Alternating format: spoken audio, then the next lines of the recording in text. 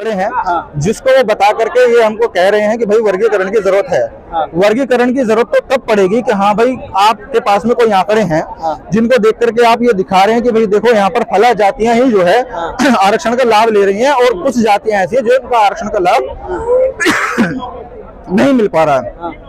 तो जब आंकड़ा ही नहीं है, जब जातिगत जनगणना ही नहीं हुई है, तो आपका पास में कोई आधार ही नहीं है जातिगत आरक्षण को वर्गीकरण करने की और उसमें क्रीमी लेयर लाने की। ठीक है। और दूसरी बात, जो लोगों को रिजर्वेशन का लाभ नहीं मिल पा रहा है, क्या सरकार ने उनकी स्थिति को जानने का कोशिश किया?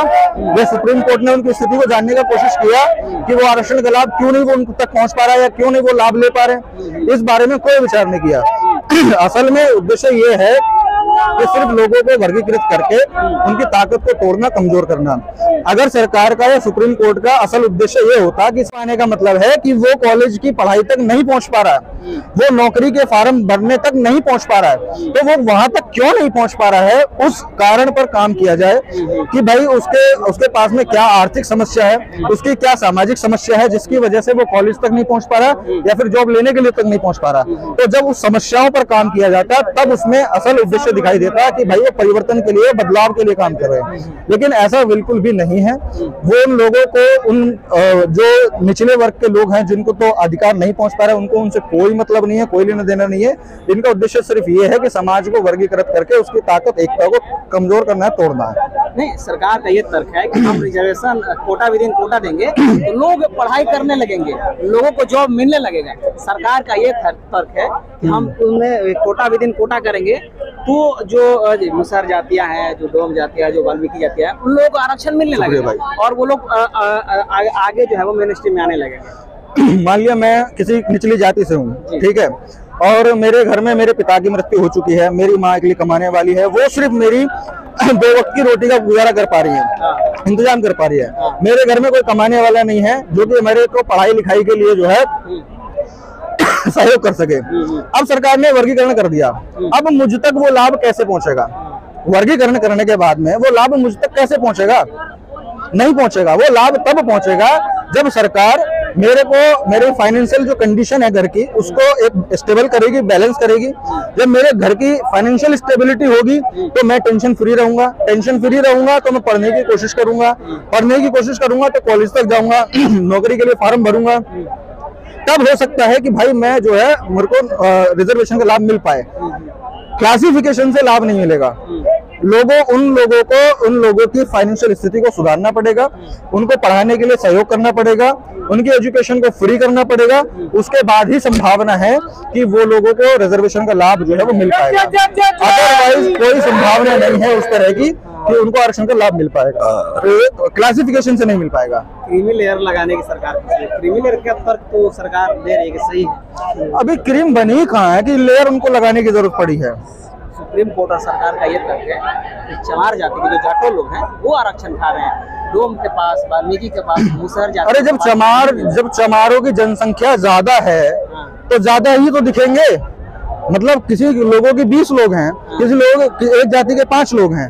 अब उस 20 लोगों में से 10 लोग संघर्ष कर रहे हैं, उस 5 लोगों में से 2 लोग संघर्ष कर रहे हैं। अब वो उन 10 लोगों में से 5 लोग लग गए, इन 2 में से 1 आदमी लगा, तो किसका दिखेगा कि हाँ भाई कौन ज्यादा है?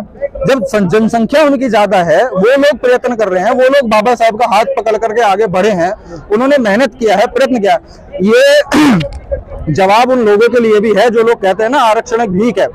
ये जवाब उन हरामखोरों के लिए भी है कि आरक्षण यदि भीख होती तो वो घर बैठे मिल गई होती। यहाँ से ये समझने की जरूरत है कि आरक्षण अधिकार है, भीख नहीं है। उस अधिकार को लेने के लिए आपको स्ट्रगल करना पड़ता है, आपको मेहनत करनी पड़ती है, आपको अपने दिमाग को जो है खोलना पड़ता है, समझाना पड़ता है, समझाना पड़ता है, तब जाकर के आपको आरक्षण का लाभ मिलता है। प्रशांत किशोर यानी ये कह रहे हैं, प्रशांत बौद्ध यानी ये कह रहे हैं कि वाल्मीकि जो जातियां हैं वो लोग संघर्षशील नहीं है, उन लोगों के पास टैलेंट नहीं है, वो लोग सड़कों पर लड़ते नहीं है। मैं ये कहना चाहता हूँ कि उन लोगों का परिवेश उस तरह का बनाया हुआ है कि वो लोग उस स्थिति पर नहीं पहुंच पाते हैं कि वो लोग स्ट्रगल करें, क्योंकि उनका पहले इतना स्ट्रगल होता है कि वो फैमिली को स्टेबल करने में ही अपनी जिम्मेदारियां उनके ऊपर में इतनी हो जाती हैं कि बहुत से लोग नहीं पढ़ पाते हैं। बहुत से लोग तो असल कारण की वजह से संघर्ष नहीं कर पा रहे हैं। बहुत से लोग गुमराह हैं, अंधविश्वास में, पाखंडवाद में, वो उस वजह से नहीं संघर्ष कर पा रहे हैं। और जो कुछ कर रहे हैं, तो जो कर रहे हैं उनमें से कुछ को लाभ मिल भी रहा है। तो ये तो सिर्फ और सिर्फ इस बात का हिस्सा है कि आपको संघर्ष करते रहना है। परिणाम आपको कब, किस तरीके से, कहां, किससे मिल जाए, उसका कुछ पता नहीं। आपने एक लाइन भी सुनी होगी कि आपको काबिल बनने की जरूरत है और सक्सेस तो आपके पीछे खुद आ जाएगी।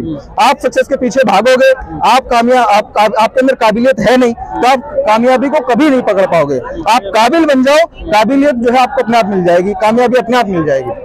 बिहार के पूर्व मुख्यमंत्री जीतनराम मांझी जी है, वो इस फैसले का समर्थन किया कि नहीं, कोटा विदिन कोटा होना चाहिए। तो अगर जीतनराम मांझी अगर समर्थन कर रहे हैं तो कुछ तो बात है ना, होना चाहिए। नहीं, जीतनराम मांझी समर्थन कर रहे हैं इसलिए कुछ बात हो सकती है, ये तो बिल्कुल उचित नहीं है, क्योंकि उन्होंने किस मुद्दे को किस तरीके से आकलन किया है, ये तो उनसे पूछने का विषय है कि भाई आपको किस वजह से ऐसा लगता है कि ये जरूरी है। तो मुझे ऐसा नहीं लगता है, और उन्होंने राजनीतिक चीजों को लेकर के क्या बोला होगा, मुझे उनसे कोई मतलब नहीं है। चंद्रशेखर आजाद जी यहाँ पे रैली बुलाए हैं, इस रैली का परिणाम सरकार पर पड़ेगा, सुप्रीम कोर्ट पर पड़ेगा? हाँ, बिल्कुल पड़ेगा, क्योंकि कहीं ना कहीं सरकार को ये दिखाने का, ये जवाब देने का ये उद्देश्य है, ये प्रयास है कि भाई यदि आप कल को आरक्षण के खिलाफ जाने की सोचते हो, तो ये तो सिर्फ और सिर्फ एक व्यवस्थित जो है कार्यक्रम है, प्रोग्राम है। तो यहाँ पर जब आप इतना जनसैलाब देख सकते हो कि अपने हक अधिकारों पर अगर बात आएगी, आंच आएगी, तो इतने लोग, इतना जनसैलाब जो है वो आपकी दिल्ली में यहाँ पर आ सकता है। तो यदि आपने जो है अधिकारों पर हनन करने की कोशिश की, तो फिर आप समझ लीजिएगा कि भैया क्या चीजें, परिस्थितियां जो है बन सकती हैं। तो ये उनको जो है एक अंदेशा है, एक उनको प्रयास है, उनको बताने का, दिखाने का कि भैया आप जो है हक अधिकारों के साथ में मत खेलिए। रामलीला मैदान से ये जो महाआंदोलन था, महारैली था, ये इंदिरा गांधी स्टेडियम में शिफ्ट कर दिया गया। क्या मानते हैं कि इस वजह से सरकार को डर लगा है, सदमा पहुंची? डर वर कुछ नहीं है, उसके कुछ असल कारण थे, जो कि जिस वजह से परमिशन नहीं मिली थी।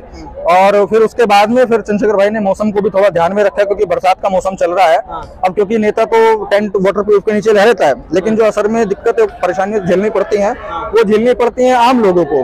तो उन लोगों की चिंता को समझते हुए स्टेडियम को बुक करा गया कि अब चाहे कितनी बारिश हो, अब सब लोग जो है वो अंदर सही रहेंगे।